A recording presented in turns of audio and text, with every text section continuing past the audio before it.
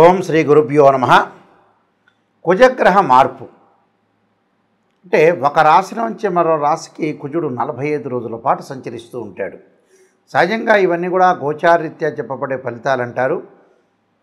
ఇక్కడ కుజగ్రహ మార్పు అనేది ఏ విధంగా ఉండబోతుంది ద్వాదశ రాశుల్లో తెలుసుకునే ముందు కుజుడు ఏ రోజున మారుతున్నాడో మనం తెలుసుకోవాలి. ముఖ్యంగా కుజగ్రహం వచ్చేటప్పుడు సెప్టెంబర్ 13వ తారీఖున రాత్రి 9:23 కన్యారాశి నుంచి తులారాశిలోకి సంచారం చేస్తారు.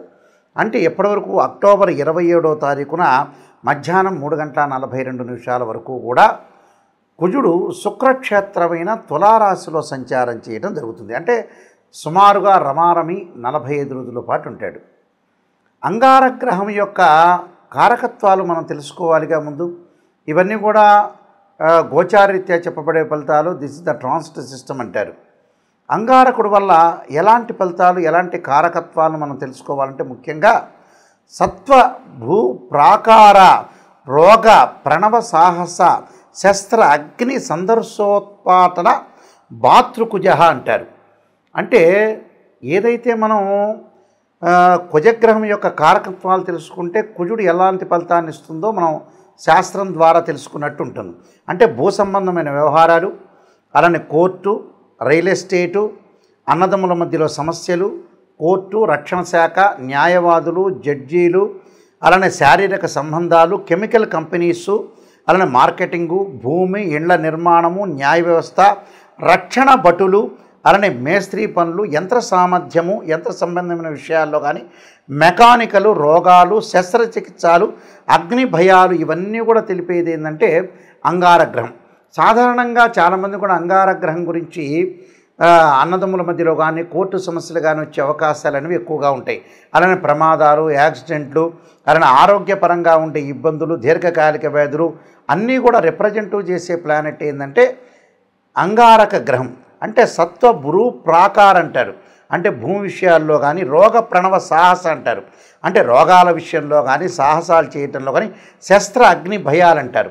అంటే శస్త్రచికిత్సలు కానీ అగ్ని సంబంధించిన భయాలు కానీ అలా సందర్శన ఉత్పాటన అంటే ఏదైనా సరే మన ఉత్పాతాలు అంటే భయాలు కానీ ప్రమాదాలు కానీ జరగటం ఒకటి. అలానే భాతృ కుజహ అంటారు. అంటే భాతృక కుజహ అంటే ఏంటంటే అన్నదమ్ముల మధ్యలో గొడవలు కానీ కోర్టు సమస్యలు కానీ ఇవన్నీ కూడా రాకుండా ఉండటానికి రావటానికి కూడా మంచి స్థానంలో ఉంటేనేమో రాదు, చెడ్డ స్థానంలో కుజుడు అశుభ స్థానంలో ఉంటే కుజుడి యొక్క దోషం అనేది బాగా ఏర్పడుతుంది అని అర్థం. అలానే ఇవన్నీ కూడా జన్మజాతకాన్ని బట్టి అనుసరించేవి కావు. జన్మజాతకం వేరు, గోచారం వేరు. గోచారం ఎప్పుడు కూడా 20% అనేది ఉంటుంది. అలానే బర్త్ చార్ట్ అనేది 80% ఉంటుంది. ఎందుకు గోచారం గురువుగారు చూస్తున్నారంటే ఎంతో కొంత మన అదృష్టం అనేది కొంత ఆవగించంతన్నా ఉండాలి కదా అనే విషయంలో గోచారం కూడా ఒక్కొక్కప్పుడు సపోర్ట్ చేస్తుంది. కాబట్టి ప్రతి వాళ్ళు కూడా గోచారరీత్యా ఫలితాలని చెప్పే అవకాశం ఇది ఒకటి ఉంటుంది. కాబట్టి కుజుడు తమ రాశి నుంచి 3, 6, 11 స్థానాల్లో సుఫలితాన్ని ఇచ్చే అవకాశం అనేది ఒకటి ఉంటుంది. కాబట్టి కుజుడు యొక్క ప్రభావం అనేది ద్వాదశ రాశుల మీద ఏ విధంగా ఉందో ఒక్కసారి మనం పరిశీలన చేద్దాం. ద్వాదశ రాశుల్లో 8వ రాశి అయిన వృశ్చిక రాశి. వృశ్చిక రాశి వాళ్ళకి ఏ విధంగా ఉండబోతుంది అంగారకుడి యొక్క మార్పును తెలుసుకుందాం. ఇక్కడ వృశ్చిక రాశి వాళ్ళకి ముఖ్యంగా రాస్యాధిపతి వ్యయస్థానంలో ఉండటం. అంటే ఇక్కడ రాస్యాధిపతి అయ్యాడు, దాని తర్వాత షష్టమాధిపతి కూడా వ్యయస్థానంలో ఉండటం వల్ల జన్మరాశిలో ఆ అంగారకుడు ఉండటం వల్ల ఎలాంటి ఫలితాలు జరగబోతుంటాయి అనేది మనం ముఖ్యంగా చూసుకునేటట్లయితే కొన్ని విషయాలని మనం శ్రద్ధగా చూసుకోవాలి. శ్రద్ధగా అంటే ఏంటంటే 12వ స్థానంలో కుజుడి యొక్క సంచారం. 12లో కుజుడు ఉంటే ఏ విధంగా ఉండబోతుంది అని అంటే ప్రవాసం వ్యాధి పీడాం చ అంటారు. అంటే ప్రవాసము అంటే వ్యాధి పీడాంచ బంధువైరం ధనక్షయం అంటారు. అంటే బంధువులతోటి కొంత వైరంగా ఉంటుంది, బంధువులతోటి కొంత సహనంగా ప్రవర్తించాలి, ధనం విషయంలో కొద్దిగా ఎక్కువగా పొదుపు పాటించాలి, అనవసరంగా ఖర్చులు తగ్గించుకోవాలి. అలానే ప్రవాసం అంటారు. ఇక్కడ ప్రవాసం అంటే ఏంటంటే సంచారం అని అర్థం. అంటే దూర ప్రయాణాలకు వెళ్తాం, అనవసరమైన ప్రయాణాలు చేయటం. వ్యాధి పీడాంచి అంటారు. అంటే వ్యాధులు కలిగే అవకాశాలు ఎక్కువ ఉండటం, శరీరం ఆయాసం కలగటం, సంచారము, బంధువులతోటి విరోధ భావాలు. అంటే దేహపీడాంచ సంచారం ద్వాదస్థానగో కుజః అంటారు ఇక్కడ. అంటే ఏదైనా సరే శరీర ఆయాసం ఒకటి, సంచారం కలిగే అవకాశాలు ఎక్కువ ఉంటాయి. బంధుమిత్రులతో కొంత విరోధ భావాలు, అంటే బంధువులతో సహనంగా ఉండాలి, మిత్రులతో సహనంగా ఉండాలి, ఏకాభిప్రాయం ఉండాలి, వాళ్ళు ఏం చెప్తే అది వినాలి, మన ఆలోచనలు మనము చేయాలి, ప్రతి వాళ్ళు చెప్పే మాటలంతా వినాలి, ఎవరేం చెబుతున్నారనేది వినాలి, మనం ఆచరణ అనేది మనం ఆలోచన చేయాలి, అందులో నిజమేంటి, తప్పేంటి, రైట్ ఏందని మనం అనాలిసిస్ చేసుకోవాలి. అలానే మాట పట్టింపులు ఎక్కువగా కలిగే అవకాశాలు ఉంటాయి. మాట పట్టింపు అంటే కొంతమంది మొండిగా ఉంటారు, నేను చెప్పిందే వేదం అంటారు. అలాంటి విషయాలు ఆలోచన చేయాలి, చాలా జాగ్రత్తగా మాట పట్టింపులు కలగకుండా చూసుకోవాలి. దానితో పాటు అనవసరమైన ధన వ్యయం అంటారు. అంటే నేను ఇందాక చెప్పినట్టుగా ధనక్షయం కలగకుండా చూసుకోవాలి. అంటే ధనం అనేది ఎప్పుడైతే ఫైనాన్షియల్ పరంగా ఉండే విషయాల్లో కొద్దిగా చాలా మోస్ట్ ఇంపార్టెంట్గా చాలా జాగ్రత్త వివరించి ముందుకెళ్ళాలి. అంటే ఫైనాన్షియల్ పరంగా గ్రోత్ ఉన్నా కొంత జీవితంలో మన వాళ్ళకి ఏమిందంటే డబ్బు ఎలా ఖర్చు పెట్టాలో తెలియదు, చాలామందికి కూడా తెలియని రహస్యం అనేది అదే. అంటే ఇప్పుడు ఒక డాక్టర్ దగ్గర మనం చూపించుకోవాలంటే ఆ డాక్టర్ గారు 2000 అవుతుంది స్కానింగ్ అని అంటే మనం స్కాన్ చూపించుకోం.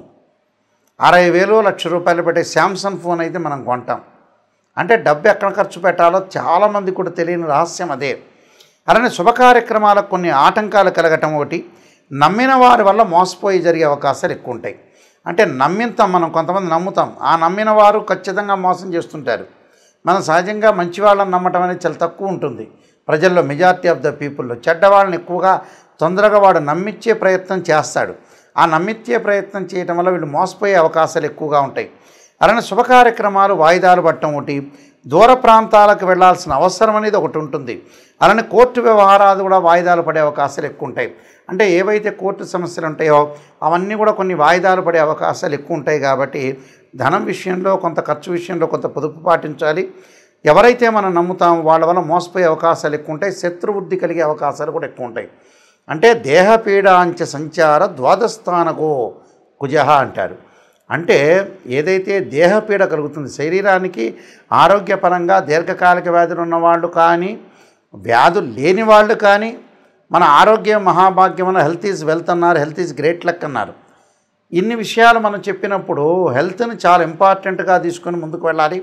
కోర్టు సమస్యలు కూడా రాకుండా చూసుకోవాలి. ఎవరితోటి కూడా వివాదాలు, డిఫరెన్స్ ఆఫ్ ఒపీనియన్స్ లేకుండా, తగాదాలు లేకుండా చాలా జాగ్రత్తగా ఆలోచన చేసి ముందుకెళ్తే మనకు మంచి జరిగే అవకాశం ఉంటుంది. కొన్ని రెమెడీస్ అనేవి నేను చెబుతున్నాను, ఆ రెమెడీస్ పాటించి ముందుకు వెళ్తే మీకు మంచి సుఫలితాలు జరిగే అవకాశాలు ఖచ్చితంగా ఉంటాయి. ఇక్కడ కుజుడు శుక్రుడికి సముడవుతాడు. శుక్రుడు కూడా కుజుడికి సమత్వం అనేది ఒకటి ఉంది. అక్కడ ఎవరికైతే మనకి కుజుడు ప్రభావం వల్ల ప్రమాదాలు జరుగుతున్న వ్యక్తులు కానీ, ఆరోగ్యపరంగా ఇబ్బందులు కానీ, భూ వివాదాలు కానీ ఉన్న వ్యక్తులు ఎలాంటి మంత్రాలను చదవాలి? నిజంగా చెప్పాలంటే ఆరోగ్యపరంగా ఇబ్బందులు కలుగుతున్నాయి, దీర్ఘకాలిక వ్యాధులు ఉన్న వ్యక్తులందరూ కూడా ఇబ్బంది పడుతున్నారు. వాళ్ళకు ఆరోగ్యపరంగా ఇబ్బందులు కలుగుతున్న వ్యక్తులు ఎలాంటి మంత్రాన్ని చదవాలంటే శరీరే జర్జరీభూతే వ్యాధిగ్రస్తే కళేబరి ఔషధం జాహ్నవీతోయం వైద్యో నారాయణ హరి అనే మంత్రాన్ని చక్కగా చదువుకోండి. అంటే మంగళవారం పూట కుజహోర అనేది ఉంటుంది. ఆ కుజహోరలో ప్రాతకాలంలో ఆ మంత్రాన్ని చదవటం వల్ల దీర్ఘకాలిక వ్యాధులు ఉన్న వాళ్ళకు ఉపశమనం జరిగే అవకాశాలు ఎక్కువగా ఉంటాయి. అలానే గురువుగారండి, నాయకంటి గారు, నాకు ప్రమాదాలు జరుగుతున్నాయండి అని చెప్పేవాళ్ళు తప్పకుండా అంగారకాయుధే శక్తి హస్తాయి ధీమే తన్నో భౌమ ప్రచోదయాత్ అనే అంగారక గాయత్రి మంత్రాన్ని మనం చదువుకోవటం వల్ల చాలా మంచి జరిగే అవకాశాలు ఉంటాయి. అది ఉదయం పూట కుదిరితే ఉదయం పూట చదవండి, లేకపోతే సాయంత్రం పూట అయినా చదువుకోవచ్చు, దాని తప్పేమీ లేదు. అలానే మాకు భూ వ్యవహారాలు ఉన్నాయి, భూమికి సంబంధించిన పంచాయతీలు ఉన్నాయి, అన్నదమ్ముల మధ్యలో గొడవలు జరుగుతున్నాయి అనే వ్యక్తులు తప్పకుండా వాళ్ళు చదవాల్సిన మంత్రం ఏంటంటే, వీలైతే తెలిసిన వాళ్ళు, వేదమంత్రం తెలిసిన వాళ్ళు తప్పకుండా భూసూక్త పారాయణం చేయటం కానీ, ఒకవేళ వేదమంత్రం మాకు తెలియదండి, మేము వేదం నేర్చుకోలేదు అని చెప్పిన వ్యక్తులు, అలాంటి వ్యక్తులు ఏం చేయాలంటే తత్పురుషా విద్యే మహాసేనాయుధీమే తన్నో షణ్ముఖ ప్రచోదయాత్ అనే మంత్రంతో పాటు నాగరాజాయుధే పృథ్వీధరాయుధీమే తన్నో సర్ప ప్రచోదయాత్ అనే మంత్రాన్ని, ఈ 2 మంత్రాలు చదువుకోవాలి మంగళవారం పూట.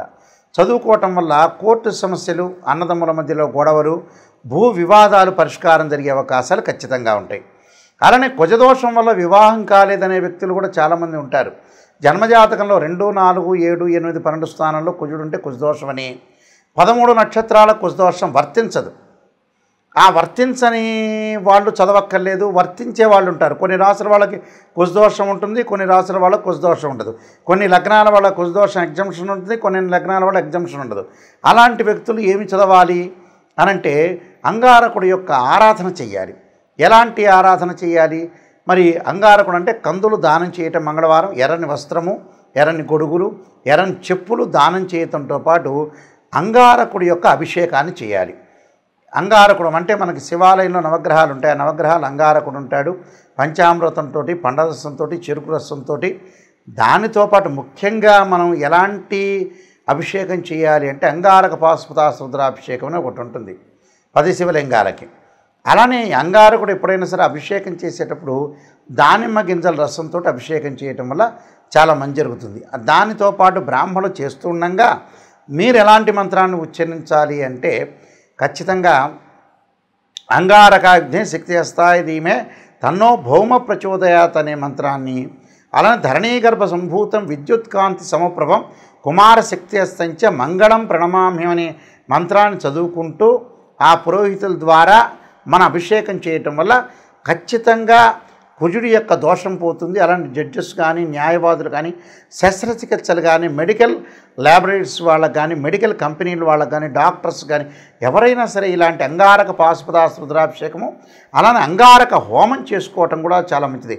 అంగారక హోమానికంటే కూడా చాలామంది అంగారక పాశుపతాస్త్ర రుద్రాభిషేకంతో పాటు అంగారక పాశుపతాస్త్ర హోమం చేసుకుంటే బీజాక్షరాల సంపుటీకరణతోటి హోమం అనేది ఉంటుంది. అలాంటి హోమం చేసుకుంటే చాలా గుడ్ రిజల్ట్స్ వచ్చే అవకాశాలు ఖచ్చితంగా ఉంటాయి. అంటే ఇవన్నీ కూడా అంగారకుడు ఏదైతే మన జన్మజాతకంలో కానీ గోచారరీత్యా కానీ దోషం అనేది ఉంటుందో ఆ దోషానికి మనం ఎట్టి పరిస్థితుల్లో కూడా పరిహారం చేసుకోవాలంటే ఖచ్చితంగా అంగారకుడి యొక్క ఆరాధన చేసుకోవటం వంటి, వీలైతే శనివారం కానీ ఆదివారం కానీ 2 జంట సర్పాలను దానం చేయాలి. జంట సర్పాలు అంటే వెండితో చేసింది కానీ లేదా రాగితో కానీ చేసిన సర్పాలు ఏవైతే ఉంటాయో మనకు షాపులో దొరుకుతాయి. అలాంటి జంట సర్పాలని బ్రాహ్మణోత్తముల చేత పూజ చేసి ఒక బ్రాహ్మణ్ణి పిలిచి ఆయనకి వస్త్రదానము, గుడదానము, అలానే కందులు, దాంతోపాటు 2 జంట సర్పాలని, అలానే నెయ్యిని, ఆజ్యాన్ని దానం చేయటం వల్ల మనకి మంచి జరిగే అవకాశాలు ఎక్కువ ఉంటాయి. జీవితంలో కుజదోషం పోవడానికి మార్గం ఏమిటి అంటే ఇలాంటి వివాదాలు ఉన్న ఇళ్ళు కొనుగోలు చేయలేకపోతారు, ఇళ్ళు దగ్గరికి వచ్చేటట్టు వచ్చి లోన్లు రాలేకపోతుంటాయి, ఆ ఇంటి మీద ప్రమాదాలు, పొలాల యొక్క గొడవలు, పక్కింటి వాళ్ళతో ఎదుటి వాళ్ళతో గొడవలు, కాంపౌండ్ వాళ్ళ నుంచి గొడవలు, రియల్ ఎస్టేట్ రంగం సరిగా సాగని వాళ్ళు, కెమికల్ కంపెనీలు నడవని వాళ్ళు, ఇలాంటి వ్యక్తులను అగ్ని వల్ల భయం కలిగే వాళ్ళు, ఇలాంటివన్నీ శస్త్రచికిత్సలు చేసుకోలేని వాళ్ళు, ఆపరేషన్ నేను చేసుకోలేకపోతున్నాను భయం కలిగే వ్యక్తులు కూడా చాలామంది ఉంటారు. ఇలాంటి వాళ్ళందరూ కూడా న్యాయవాద వ్యవస్థలో ఉన్న, పోలీస్ డిపార్ట్మెంట్ వాళ్ళున్నా, ప్రమోషన్ రాని వాళ్ళున్నా, మేనేజ్మెంట్ చేసే వ్యక్తులున్నా, సైన్యంలో పాల్గొన్న వ్యక్తులు కానీ, మెకానికల్ లైఫ్లో అంటే బీటెక్లో మెకానికల్ ఇంజనీరింగ్ చేస్తారు, ఏదో ఒక షాప్ పెట్టుకుంటారు, మెకానిజం అనేది కరెక్ట్గా సాగలేకపోతుంది, వ్యాపార అభివృద్ధి అనేది అనుకూలంగా ఉండదు. అలానే బాలారిష్ట గండదోషాలు, కుజుడితో ఏర్పడే బాలారిష్ట గండదోషాలు, అగ్ని భయాలు ఉన్నట్టుండి ఉలిక్కి పట్టడం, భయం కలిగే అవకాశాలు కొంతమందికి ఉంటాయి. కాబట్టి ఇలాంటి వాళ్ళందరూ కూడా నేను చెప్పిన పరిహారాలు చేస్తే మంచి రిజల్ట్స్ వచ్చే అవకాశం ఎక్కువ ఉంటుంది. కుజుడు గురించి మీరు భయపడాల్సిన పని లేదు. ఇవన్నీ కూడా గోచారీత్యా చెప్పబడే ఫలితాలు. ఇక్కడ ఏదైతే కుజుడు ఏదైతే తులారాశిలో సంచారం చేస్తున్నాడో ఆ తులారాశికి అధిపతి శుక్రుడు. కుజుడికి శుక్రుడు సముడవుతాడు, శుక్రుడికి కూడా కుజుడు సమవుతాడు. కాబట్టి నేను చెప్పిన పరిహారాలు చేయండి, మీకు మంచి జరిగే అవకాశం ఉంది. అంగారగ్రహం యొక్క సుబ్రహ్మణ్య స్వామి యొక్క అనుగ్రహం మేరకు కలగాలని ఆశిస్తూ సర్వే జనా సుఖినో భవంతు.